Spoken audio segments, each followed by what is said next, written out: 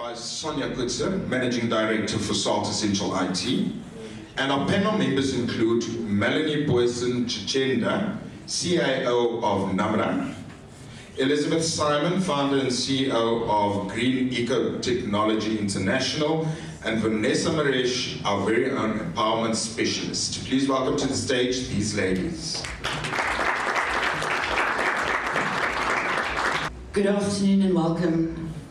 I know that the panel and I standing between you and lunch. We promise we will not take more than an hour and a half, so if your tummies are rumbling, please just tell it to quiet down. The panel's talk is the future of the workforce. Under the wider conversation from trust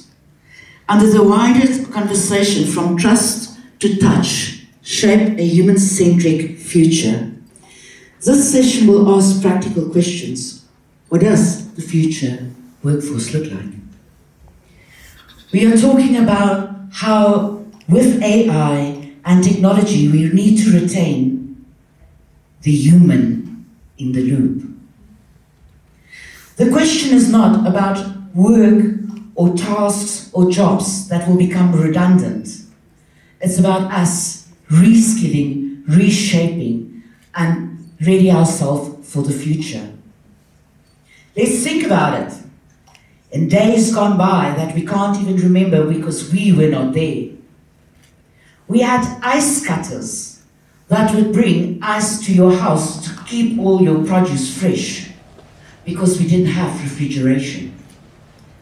We had human knockers that you pay that will come knock on your door to wake you up so that you will be in time for the office. We had switchboard operators, rooms larger than the two next rooms connected, with ladies receiving and connecting calls. We know those jobs no longer exist.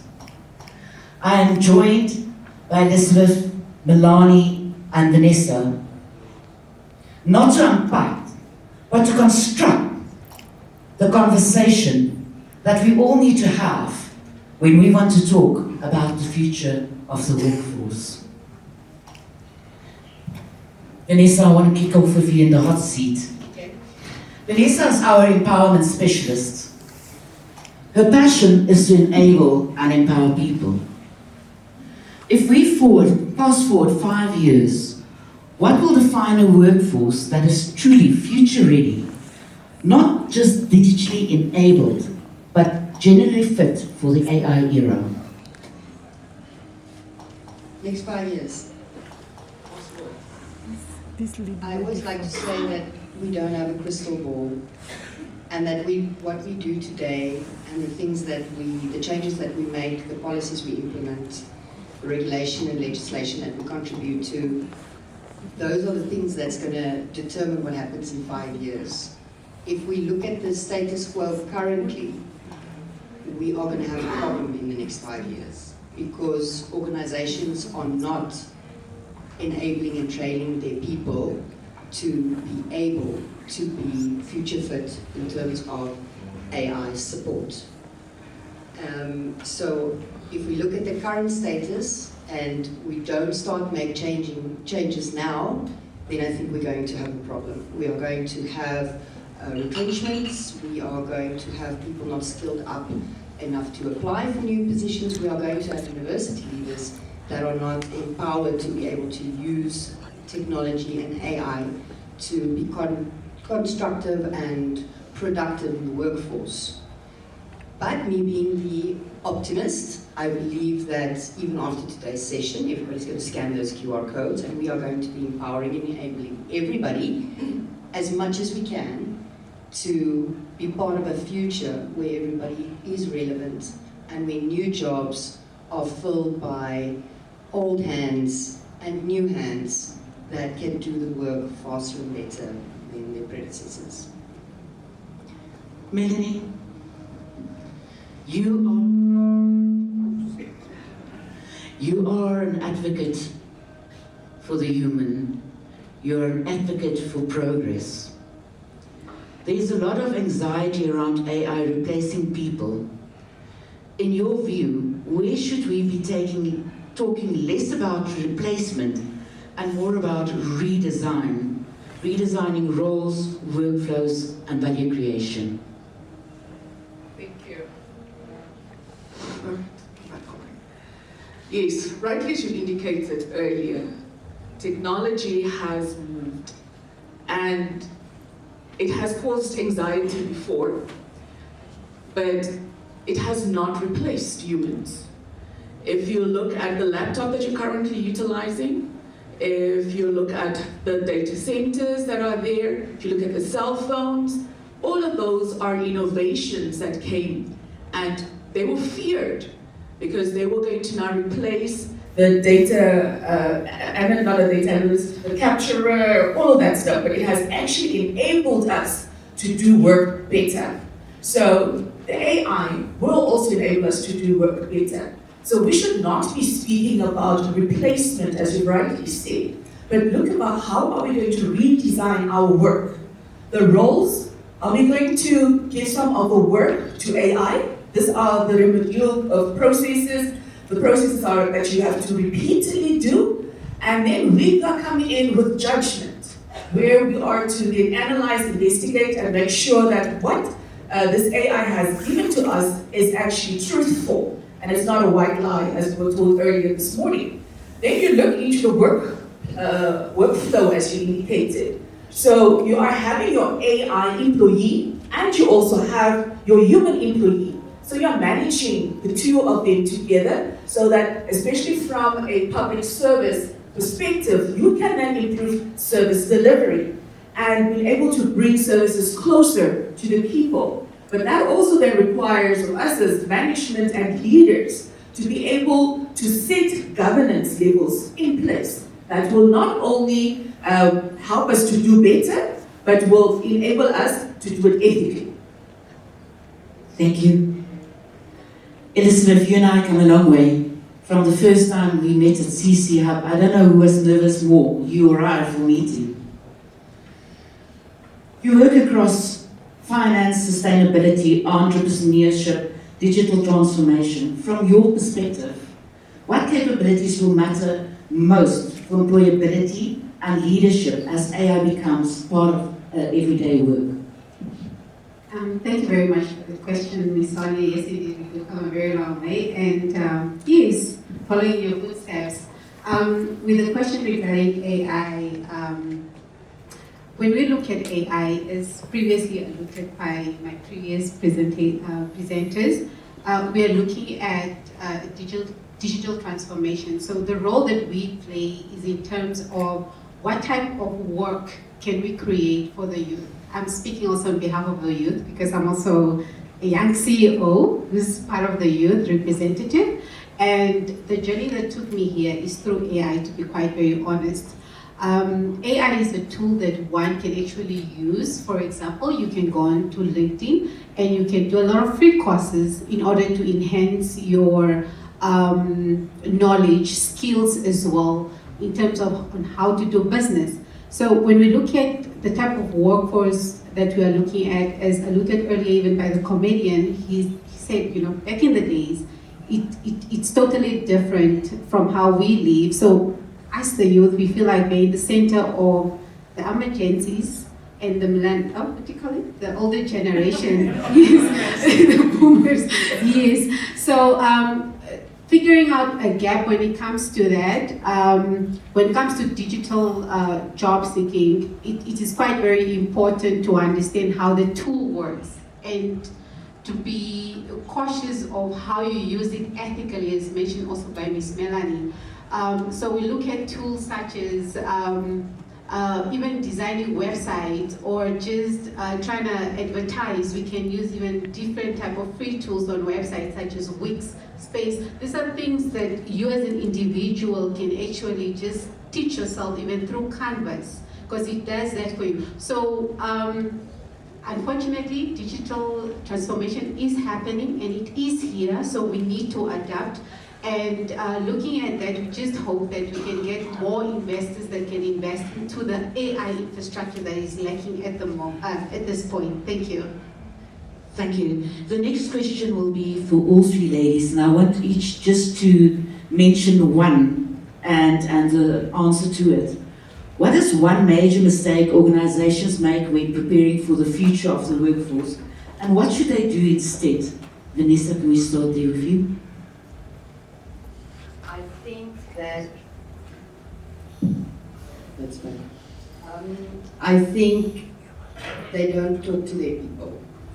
I think feedback is incredibly important, especially because people want to feel part of something that is meaningful and impactful and have a purpose. We live under I think a misguided approach, and it comes back to what our comedian was also joking about, of the anxiety and whatnot. We live under a misguided approach that people don't really want to work, and then they're just there for a salary. I think the majority of people want to be part of the process, and if we want to make them part of the process, we need to get their feedback and their opinions.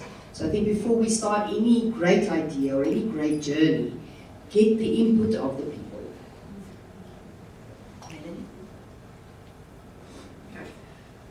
Mine is the error of copy-pasting. We want to do what someone else has done because they are a competitor. So if they are implementing this particular way of work without it even aiding to your strategy or your mandate, you now want to copy-paste that way of working. And that then also benches on what Vanessa said. The talking about it, the understanding why is it that you are doing what you're doing, and then having AI come in to augment and help you just do it better and faster. So please do not copy-paste.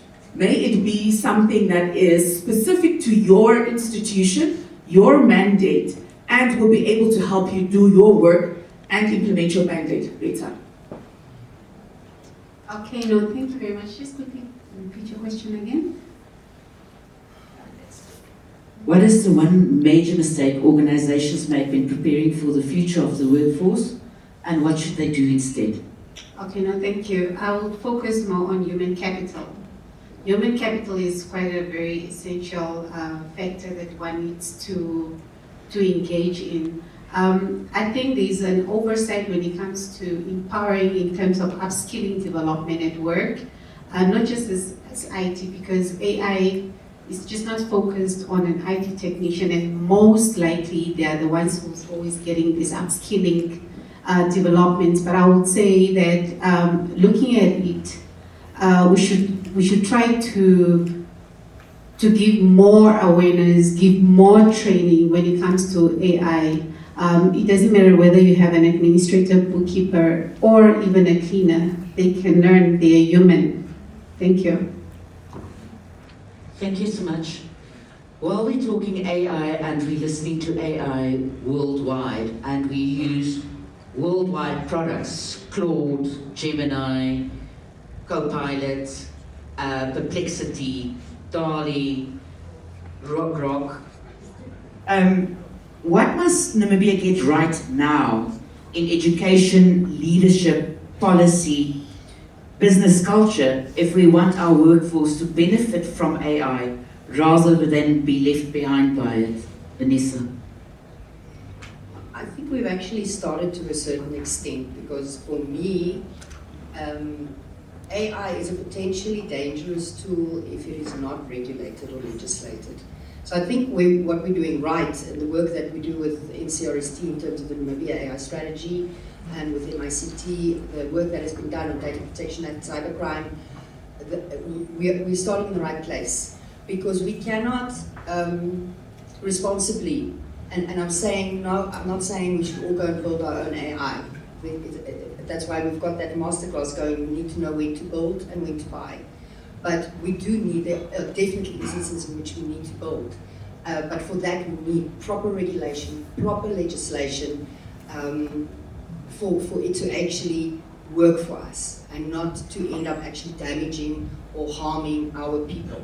So for me, that's the baseline, having through regulation and legislation, because unfortunately not all people are ethical. I was having a conversation with Laura yesterday about where's the little voice in your head? Unfortunately, all people don't have that little voice in their head, so they need guidance. The AI needs guardrails for it to actually contribute positively to society and to Namibia. Melanie, your take? Yes. I think it starts off with education and being able to not just teach about AI, and that is from primary or even elementary, but teaching how to use AI ethically. And that is where you now start understanding the potential there is for Namibia. So the curriculums need to be AI's pro, so that we have a generation that is able to drive and have AI products that would be developed from Namibia, for Namibia, by Namibians. And that's where the regulators come in as well. And a suggestion would also be that we have a working group that would really look at promoting AI, the policies associated to that, having a play pan, so that you've got, you look at the different sectors. How are we going to have AI in the mining sector that is now prominent? Are we going to have someone from outside come and dictate to us how we will be managing or utilizing their AI for our oil? So these are things that we can already start working on. So I would believe start with education, have the regulatory aspects in there, but also have a working group that is able to have us, prepare us and make us ready to have a Namibian products built by Namibians for Namibians. Thank you. Elizabeth, in your history from CC Hub, working very closely with the entrepreneurs, the startups and the developers, and the products and solutions that are coming up, are they ready for AI? Do they understand the security, the protocols? And what is the work you think we need to do around that space specifically for Namibia? I believe we have 330 startups that is developing apps and solutions they believe to be needed for Namibia. So just a bit on how you tie that together. Okay, no, thank you so much. Working closely with entrepreneurs, as an entrepreneur myself, are we ready for AI? Definitely not, to be quite very honest. One, we have challenges already with just a device to access. So not everybody has internet or data. And most communities are really left out in terms of catching up with AI, in terms of AI infrastructure. And most of these micro, small, medium enterprises are coming from these small communities that needs this development. So what I would suggest is that being part of the UNESCO currently developing a system whereby we're going to be giving like continuous professional development training to teachers that will be graduating while they're waiting for sort of employment. It is the same thing that we want to send out those graduates to the community just to keep themselves proactive as a social corporate responsibility, to sort of like just teach on basics of AI and the tools that are part of it, and that we are definitely doing with Diastec Namibia. So yes, when it comes to that, it's just that we need to implement certain strategies that can actually help or uplift the community in understanding when it comes to the usage of AI, because it's a good thing, as mentioned, and it's also a bad thing, because not everybody is ethical, as also mentioned previously. So it is very important for you to know on your end, like, okay, fine, if I get now a message that comes through and saying, I've won how much from MTC, you should be able to say no. This is a scam straightforward without having to go around the bush and just delete it. So that is the type of suggestions that we are actually looking forward to. Thank you. Thank you very much. So to wrap up on the questions, for all three ladies, in one sentence, what is the one shift every leader should make now to prepare people for the future of the workforce? I don't like being first. It took me time to process. The one shift that leaders should make, and I think it ties into the topic we have today, and I think where many leaders fail is they don't like to do it, but then you shouldn't be a leader. You need to spend more time with your people, not hide behind closed doors. I really think we are in the age where technology is allowing us to do that. We need more connection, and especially with our generations that have been brought up, nurtured with devices. We need to lead the way as parents, as leaders, as managers, as team leads. We need to really spend more time with people and less time with a device. And I think that's where AI is going to free us up.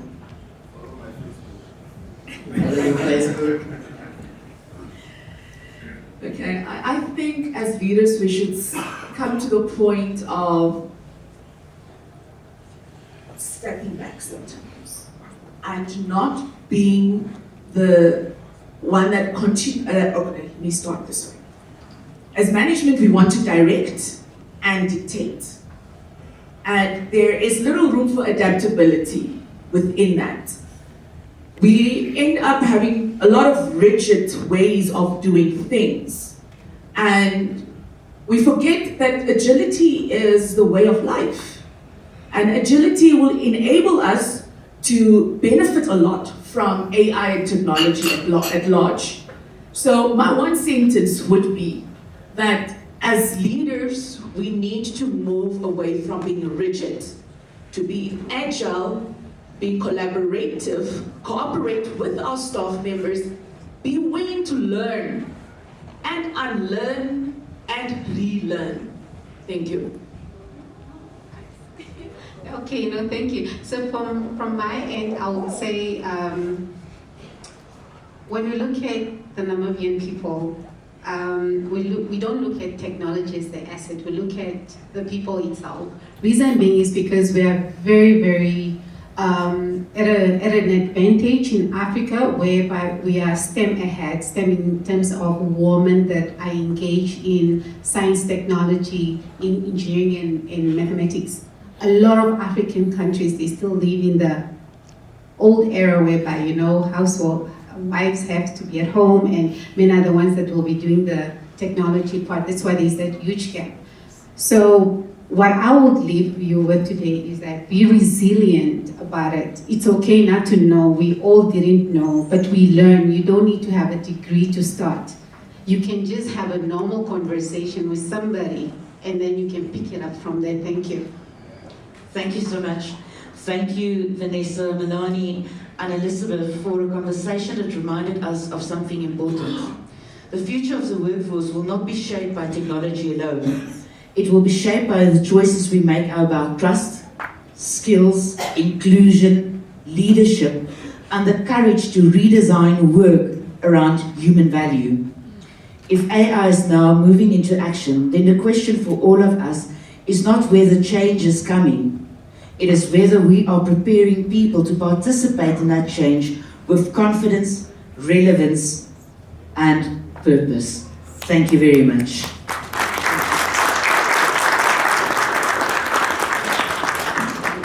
Ladies and gentlemen, another round of applause to the panel and moderator. That is why they are women in technology.